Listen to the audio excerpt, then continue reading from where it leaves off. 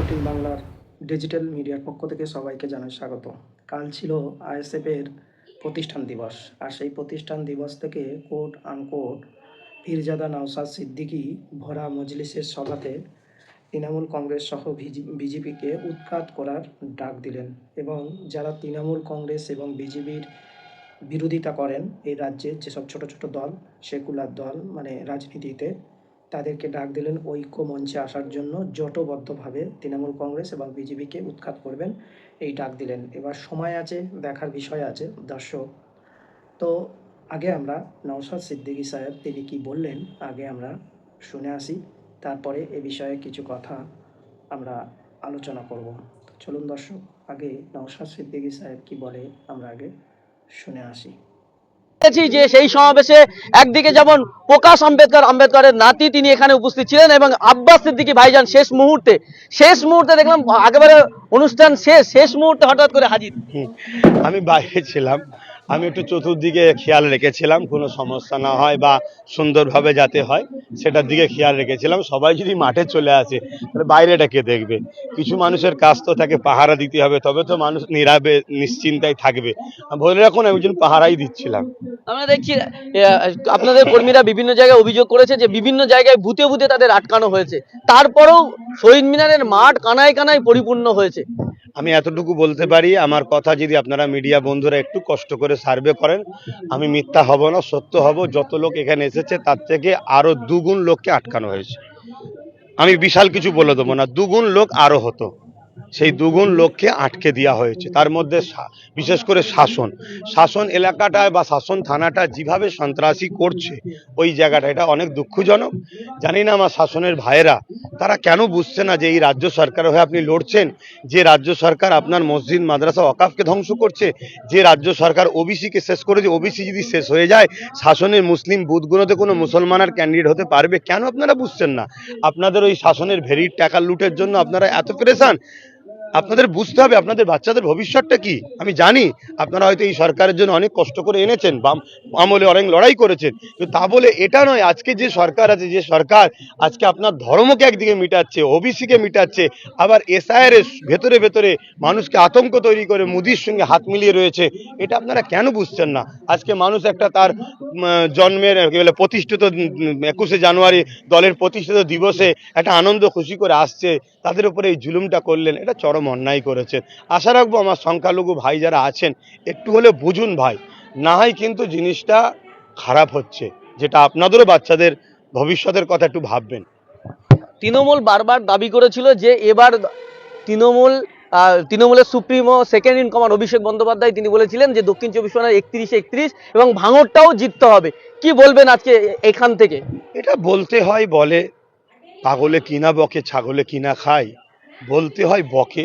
তবে একটা জিনিস বুঝি, প্রশাসন বন্ধুরা যদি নিরপেক্ষ হয়ে সবাই মানে বেশিরভাগটাই নিরপেক্ষ আছে, বা বেশিরভাগটা নিরপেক্ষ যদি হয়ে যায়, একটু কম অংশ নিরপেক্ষ আছে, বেশিরভাগ অংশ যদি নিরপেক্ষ হয়ে যায়, এ সরকার একটা সিট রাখতে পারবে কি সন্দেহ আছে? প্রশাসনকে দিয়ে কেস করিয়ে দেখুন না, শাসনে কি হলো, আমাদের ছেলেদেরকে অ্যারেস্ট করে তুলে নিয়েছে, তারা আসছে রাস্তায় মারলো টিএমসি সন্ত্রাসীরা। আজকে যদি টিএমসি আগামী দিন কোনো যদি প্রোগ্রাম করে আর আইএসএফ এর ছেলেরা যদি ওই দিন রাস্তায় নেবে অবরোধ করে, কিছু নয়, ওয়াকাবলি অবরোধ হবে, পুরো ইসলামী ঝান্ডালি অবরোধ হবে মসজিদ মাদ্রাসাকে বাঁচাবার জন্য। চলুন আইএসএফ এর ছেলেরা করবে না, আমি করব ধরুন সেই দিন, সেটা কি টিএমসির ভালো লাগবে? ধরুন ভালো লাগবে কেন? ওয়াকাফকে ধ্বংস করছো তো নাকি? তাহলে এইরকম ভাবে কেউ একটা আনন্দে যাচ্ছে, আমি রাস্তা বন্ধ করে দিলাম, সেখানে এসে বললাম রাস্তা খোলো, উপরন্ত ছেলেদেরকে মারলো। আর এই আন্দোলনে আমাদের যারা এসেছিল আইএসএফ এর ছেলেরা, তাদেরকে শাসন থানা তুলছে। তাহলে এই যে পুলিশকে দিয়ে সন্ত্রাসী করানো হচ্ছে, এক শ্রেণীর পুলিশ, সবাই নয়, এরকম যদি না করে যদি এই শাসক সরকার টিকে থাকতে পারবে, একটা সিট পাবে কি সন্দেহ আছে? এবার এই কথা কিছু লোক টোল করবে যে আব্বাস সিদ্দিকী বলেছিল যদি সিট না পাই গলা কেটে দেবো। আরে আমি বলেছিলাম ব্যালটে বক্সে ভোট হলে এই সরকার থাকবে না। 1 মাস ধরে ইভিএম এ রেখে দিয়ে আর ঘন ঘন ডিএম বিডিওদের সব ইশারা করে আস্তে আস্তে যে সব ইভিএম চেঞ্জ করা হয়েছে, 99% চার্জ ছিল, সেই চার্জ হয় কি করে গণনার দিনে? 1 মাস ধরে পড়ে আছে। এই যে দ্বিচারিতা, এই যে চুরি, এরম যদি চুরি করে অনেক কিছু বলা যায়।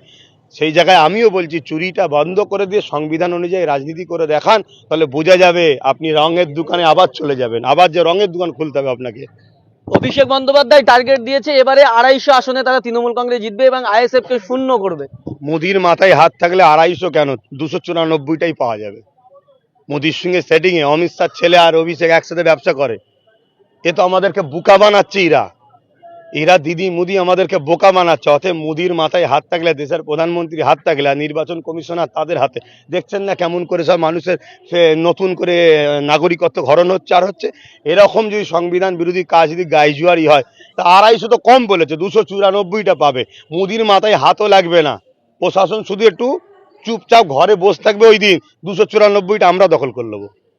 কিন্তু শুভেন্দু অধিকারী বলছে যে তৃণমূল সরকারটা জিয়াদিদের সরকার, সব মুসলমানদের দিয়ে দিচ্ছে, হিন্দুদের কিছু দিচ্ছে না। এটা না বললে মুসলমানরা তো টিএমসিতে যাবে না। এটা তো শুভেন্দুকে বলাতে হচ্ছে। মমতা ফোন করে বলে তুই বল গালপার, আরো গালপার মুসলমানদের গালপার, তবে তো মুসলমানরা ভয় আমার কোলে আসবে। আমি অমনি বলবো দেখেছো বিজেপি অন্য রাজ্যে কি করছে, তো এই রাজ্যে এসে গেলে কি হবে, চলে চলে চলে। এ রাজ্যে বিজেপি কোনোদিন আসতে পারবে না, যতই ভোট কাটুক আর যাই করো, কোনোদিন আসতে পারবে না।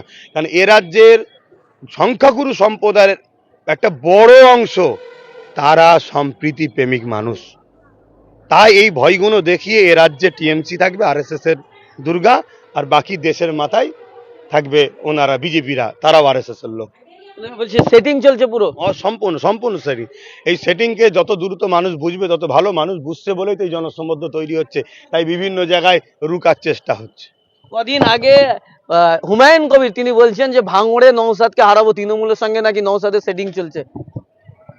রেগে গিয়ে বলেছে, ফুরফ্রাসে আসা হয়, দেশে ছিল দেখা হয়নি, রেগে গিয়ে বলেছে। তো আসে দেখা করতে গেলে তো একটা মানে একটা টাইমের ব্যাপার থাকে, জুম্মার সময়। যে কোনো একটা মিস্টেক হয়েছে, ওনার সঙ্গে কথা হয়েছে কি না হয়েছে আমি জানি না, তবে আমি এতটুকু জানি, আমার সঙ্গে যতটুকু বুঝতে পেরেছি ওনার মুখের দেখে উনিরা রেগে গিয়ে বলেছে।